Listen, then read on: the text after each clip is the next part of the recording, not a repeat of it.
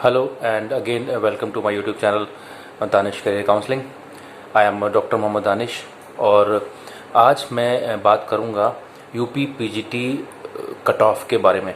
Okay, तो हम जानते हैं जैसे कि सारे सब्जेक्ट का रिज़ल्ट आ चुका है और काफ़ी सब्जेक्ट्स के इंटरव्यू हो चुके हैं और काफ़ी सब्जेक्ट्स के अभी इंटरव्यू होना बाकी हैं। बच्चे इंटरव्यू दे के आ रहे हैं और उन्होंने अपने एक्सपीरियंसेस शेयर भी किए हैं मुझसे चैनल पे। लेकिन इस टाइम सबसे बड़ा सवाल ये खड़ा होता है कि एक बहुत बड़ा वर्ग है छात्रों का जिनका सिलेक्शन नहीं हुआ है और काफ़ी अच्छे मार्क्स लाने के बावजूद 90 मार्क्स, 95 मार्क्स, 94 मार्क्स, 100 मार्क्स लाने के यानी 100 क्वेश्चंस अगर उनके सही हो गए उसके बावजूद भी सिलेक्शन नहीं हुआ है। तो ये एक बहुत बड़ा चिंता का विषय है और काफ़ी बच्चों ने अपनी कट ऑफ चैनल पे शेयर भी की है। तो कुछ सब्जेक्ट्स की मैं कट ऑफ आज डिस्कस करूंगा जो बच्चों ने मेरे चैनल पे मुझसे शेयर किया है कि जिन बच्चों का सिलेक्शन हो गया है और उनके पास कॉल आई है उनके कितने नंबर आ रहे हैं और जिनका सिलेक्शन नहीं हुआ है उनके कितने मार्क्स हैं। तो इससे आपको एक अंदाज़ा लग जाएगा कि कट ऑफ कितनी रहने वाली है। हालांकि ऑफिशियल कट ऑफ तो कमीशन की तरफ से नहीं आई है, वो तो बाद में ही जब इंटरव्यू का रिज़ल्ट आ जाता है और उसमें ईडब्ल्यूएस और ओबीसी का जब अप्रोप्रिएशन हो जाता है उसके बाद ही कट ऑफ का पता लग पाता है। क्योंकि अभी जो है ईडब्ल्यूएस को कहीं अलग से मेंशन नहीं किया है रिज़ल्ट में, एक अनरिजर्व कैटेगरी का रिज़ल्ट निकाला गया है। उसके बाद एससी, एसटी, ओबीसी और जो भी कैटेगरीज हैं ईडब्ल्यूएस को उसमें शो नहीं किया गया है। लेकिन अभी तक जितनी भी खबरें आ रही हैं और जितना भी अलग अलग प्लेटफॉर्म पे बच्चों ने अपने मार्क्स शेयर किए हैं, मेरे प्लेटफॉर्म पे बच्चों ने मार्क्स शेयर किए हैं, तो उससे एक चीज़ का अंदाज़ा लग गया है कि ये ईडब्ल्यूएस नाम की जो एक मैं लॉलीपॉप ही कहूँगा कि सरकार ने जो बच्चों को लॉलीपॉप दिया था उसका फ़ायदा बच्चों को नहीं मिला। और पहली बार ऐसा देखने को मिला है कि एक रिज़र्व कैटेगरी की कट ऑफ जो है अनरिजर्व कैटेगरी से ज़्यादा चली गई।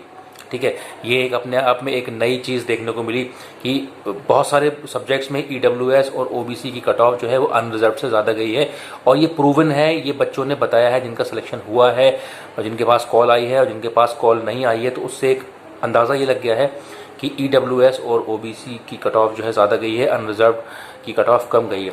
अब हम सब जानते हैं कि ईडब्ल्यूएस नाम का एक रिजर्वेशन जो था एक आर्थिक पिछड़ा वर्ग के तौर पे एक सरकार ने दिया था जिसमें कि 10% सीटें जो हैं वो अनरिजर्व कैटेगरी में से आर्थिक पिछड़ा वर्ग लोगों के लिए रिजर्व होंगी। ओके, तो उसमें बच्चों ने सर्टिफिकेट बनवा लिए और बहुत आसानी से सर्टिफिकेट बन जाता है, पैसे देने पड़ते हैं और बस आराम से सर्टिफिकेट आपके घर बैठे आ जाता है।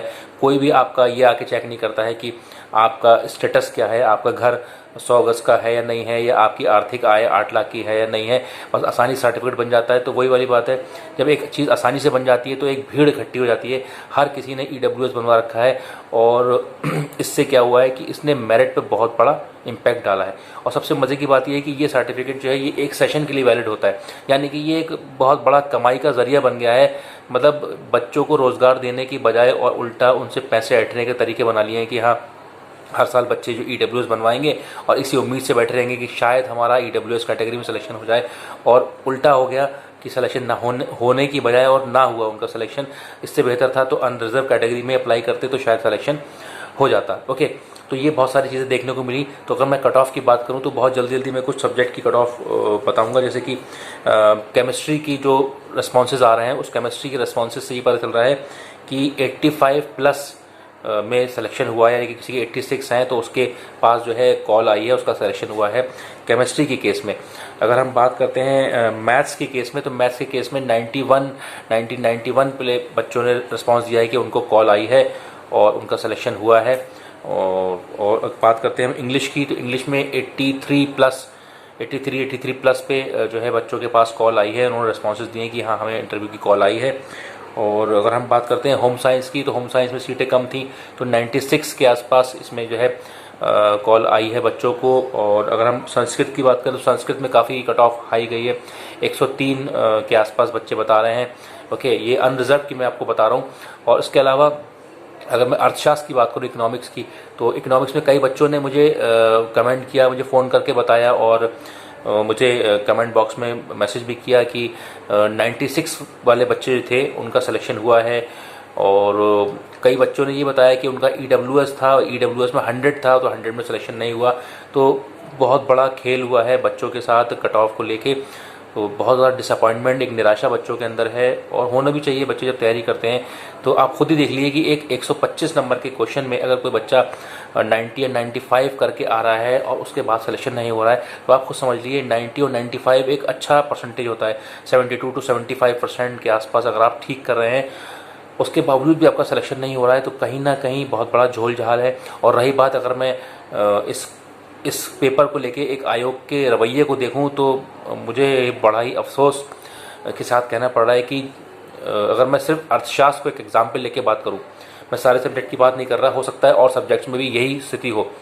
अर्थशास्त्र, इकोनॉमिक्स जैसा सब्जेक्ट, मैंने खुद उसका पेपर दिया, जितनी लापरवाही से वो पेपर बनाया गया था, वो लग रहा था कि जितनी आसानी से, जैसे कहीं एक कमरे में बैठ के एक आसानी से फटाफट जो सामने क्वेश्चन आया वो डाल दिया, जितनी लापरवाही से वो पेपर सेट किया गया था, उतनी लापरवाही से उसकी आंसर की भी जारी की गई।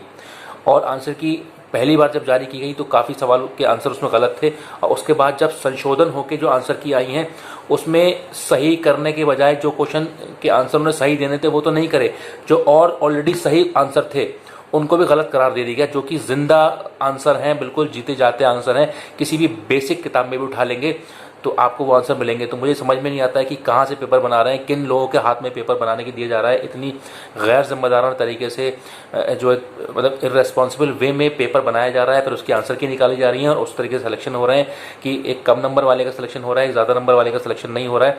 तो इतना ज़्यादा कैजुअली जो है इस सिलेक्शन कमेटी को लिया जा रहा है, इस पूरे रिक्रूटमेंट प्रोसेस को एक मजाक बना के रखा हुआ है कि बच्चों ने कमेंट किया। मैंने भी इकोनॉमिक्स का पेपर देखा और मैं आंसर की आई, तो कुछ सवाल तो ऐसे थे, मुझे हंसी आ गई कि मतलब इन सवालों को उन्होंने गलत कर दिया और इस पर ये भी लिख दिया कि ये फाइनल आंसर की हैं, इसके बाद इस पर कोई एक्शन नहीं होगा।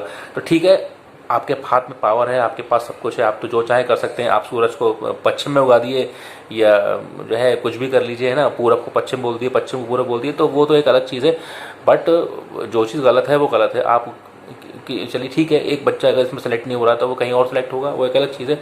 लेकिन इतनी कैजुअली, इतनी लापरवाही के साथ आंसर की निकाली गई, पेपर सेट किया गया और उसके हिसाब से फिर रिजल्ट निकाले जा रहे हैं, तो मेरिट तो फिर डिस्टॉर्टेड होगी कि ज़्यादा नंबर पाने वाला सिलेक्शन नहीं ले रहा है और कम नंबर पाने वाले का सिलेक्शन हो जा रहा है। तो सब कुछ तो कहते हैं उल्टा पुल्टा हो रहा है। तो बहुत ही दयनीय स्थिति है और मुझे बड़ा अफसोस हुआ है देख के किस तरीके के रिजल्ट आए। बच्चे बहुत मायूस हैं, जिन्होंने कमेंट किया है बहुत ज़्यादा डिसअपॉइंटेड है। तो मैं उन सबको ये कहना चाहूँगा कि बच्चे लोग बिल्कुल डिसअपॉइंट होने की ज़रूरत नहीं है, ये तो ज़िंदगी का पार्ट होता है और कोई एक टीजीटी पीजीटी आपका कैरियर सेट नहीं करता। ठीक है, हो जाता है, बहुत अच्छी बात है, आप ट्राई करिए, लेकिन करियर में आगे बढ़िए। There are so many opportunities in front of you.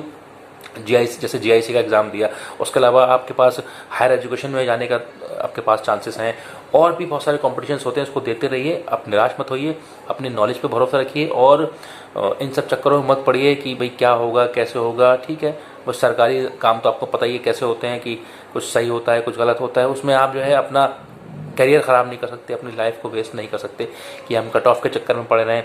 तो कट ऑफ की जो मैंने बात बताई कि ज़्यादातर बच्चों का यही रिस्पांस है कि इवन 100+ वाले बच्चे भी जो है वो रेस से बाहर हो गए और 90 to 100 के बीच में जो बच्चे थे उनका सिलेक्शन हुआ। तो अभी ज़रूरी भी नहीं है कि उनका सिलेक्शन हो ही जाए, क्योंकि अभी इंटरव्यू पड़ा हुआ है, इंटरव्यू में भी आपको अच्छा स्कोर करना पड़ेगा, फिर उसके बाद कहीं मेरिट आएगी, तब आपके जाकर सिलेक्शन होगा। ठीक है, तो ये बात हुई कि आप अपने इंटरव्यू पे फोकस करिए, जिनका भी सिलेक्शन हो गया है, और जिनका नहीं हुआ है तो वो आगे आने वाले एग्ज़ाम से फोकस करें। बिल्कुल खूब घबराने की ज़रूरत नहीं है, बिल्कुल छोटा ना करें और बिल्कुल फोकस्ड रहें करियर को लेके और अच्छे से तैयारी करें। अगली बार सोचें कि 125 में 125 लेके आएँ, क्योंकि भैया ये एग्ज़ाम ऐसा है कि इसमें आप 125 में 125 लेके आओगे तब सिलेक्शन होगा, और 124 भी लेके आ रहे हो तो हो सकता है आपका सिलेक्शन ना हो, क्योंकि कमीशन जो है सूरज को पश्चिम में भी उगा देगा और उसके बाद ये भी कह देगा कि हाँ भाई इसमें कोई संशोधन नहीं होगा। तो ना तो आंसर की बिल्कुल वैलिड है, ना ही जिस तरीके का पेपर बनाया गया था कि एक एक क्वेश्चन को कई बार दे दिया गया एक ही पेपर में, तो इसका तो कोई इलाज ही नहीं है जितनी लापरवाही से पेपर सेट किए जाते हैं। तो इस पर आप ध्यान न दें, आप अपने करियर पे ध्यान दें, आगे बढ़ें और मेरी शुभकामनाएं आगे आने वाले समय के लिए। और हमेशा पॉजिटिव रहें, बी पॉजिटिव, कभी नेगेटिव ना रहें। चीज़ें तो होती हैं देखिए, और उससे आप उभरिए और आगे बढ़िए और अपने करियर पर फोकस करिए। यही मेरी आपके लिए शुभकामनाएं हैं। और मेरी वीडियोस देखते रहिए, मैंने इंटरव्यूज़ पे बहुत सारी वीडियोस बना के डाली हैं, आपके लिए हर मुमकिन कोशिश करता हूं कि आपके डाउट्स को क्लियर करूं, आपके जो भी परेशानी हो उसको कमेंट बॉक्स में जवाब दूं या उसके अलावा उसके ऊपर वीडियो बना दूं। तो as much as I can, I am trying from my side ठीक है। अपने बिजी शेड्यूल में 8 to 5 काम करने के बाद जो मुझे टाइम मिलता है तो उसमें मैं आपके सवालों के जवाब देने की कोशिश करता हूं और हर एक छोटे से छोटे इशू के ऊपर वीडियो बनाने की कोशिश करता हूं, जिससे कि आपको एक लॉन्ग टर्म आपको सहायता मिलती रहे। ओके, तो मुझसे जुड़े रहिए। जो भी आपकी परेशानी है, जो भी आपकी प्रॉब्लम है, वो आप कमेंट बॉक्स में शेयर करिए। I will try to answer all your questions. Okay, so thank you very much for watching my today's video. Thank you.